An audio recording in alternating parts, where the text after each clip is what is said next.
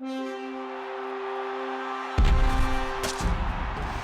this past weekend's Shorts and Shells, we talked about some of the under-the-radar players that really stepped up and helped get their teams to the conference championships. And Eric, you said that next weekend, when we have those conference title games, we could see more bottom-of-the-roster guys stepping up. And we're going to break some of these underrated guys down in this week's game time decision. Let's start with in the AFC, the Ravens, Patriots. Who's one underrated player for Baltimore that can make an impact? Well, he's a starter, and he was out there for all 94 plays last week. But Dannell Ellerbe, the linebacker for the Ravens, is somebody whose game I really like, and I think he's come into his own this season. You know, you've had a lot of injuries on the defensive side of the ball. First, Terrell Suggs early in the season. Guys have gone down throughout the course of the year, like Ray Lewis, and now they're still dealing with a short deck. And I think Ellerbe has kind of emerged quietly as one of the best run and pass defenders for this team. He can be a pass rusher. He had a sack and a half against the Patriots last time, and he does a great job against the run, especially last week against the Broncos. You know, in their win against the Broncos, it was Corey Graham who stepped up, so another under-the-radar guy. And if Ellerbe can make a difference in that pass rush, it'll be huge. And looking at the Patriots side on the offensive line, I think guys like Nate Solder, Sebastian Vollmer are going to be key to this one because of Ellerbe, Kruger, Suggs.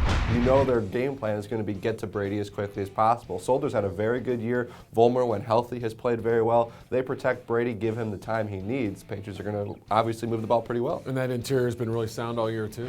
And now going to the NFC, you have the 49ers and Falcons. We know the stars for these teams. Kaepernick on one side for Atlanta. You have Julio Jones, Roddy White, Matt Ryan, of course. Who's one guy in that Atlanta team you think is going to, an under-the-radar guy to step up? Well, you mentioned protection. I think it's going to be super important for Matt Ryan to have a clean pocket like he did last week. And the Seahawks had a pass rusher out there for the majority of their snaps in Bruce Irvin. And Sam Baker, the left tackle, who's been much maligned in the past, actually had a really good season, held up very well in that game. He only allowed a handful of sacks this season, hasn't committed a penalty this year. That's a great stat to have when you're a 17-game starter. So Baker is somebody that has to step up. Alden Smith, Justin Smith will probably see both end tackle stunts and twists and things like that. He'll see the rush from his side, and he's got to stand tall. Yeah, as you mentioned, Atlanta's offensive line really held well against an aggressive Seattle defense, though without Chris Clemens could have made a difference. But, Bruce Irvin had a pretty good rookie year. On the San Francisco side, we know the guys you just mentioned, Alden Smith, Justin Smith, Patrick Willis, Navarro Bowman. But the keys in this one, I think, are going to be the corners. Carlos Rogers, Terrell Brown. They have the task of trying to keep Roddy White, Julio Jones in check. You talk about the safeties as well, factoring in. But, if Rogers and Brown have a good day, if they're able to stick with Roddy White and Julio Jones, get those jams at the line, keep those guys from making big plays, that will go a long way for the 49ers